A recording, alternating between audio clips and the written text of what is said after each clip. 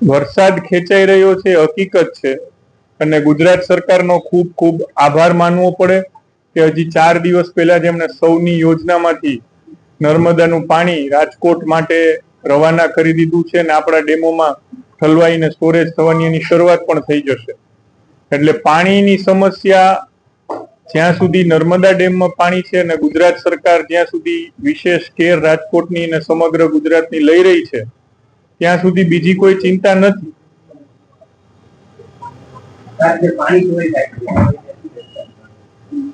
પાણી ચોરી તો ગંભીર બાબત છે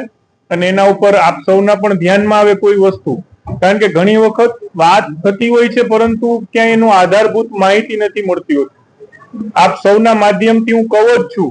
જાહેર જનતાને વિનંતી પણ કરું છું કે આપના ધ્યાનમાં જે કોઈ કિસ્સા આવે એના, હવે તો એકદમ ટેકનોલોજીનો જમાનો છે, ફોટો વિડીયો લઈ અમને વિગત નાખો, અમે ચોક્કસથી પગલા લઈશું.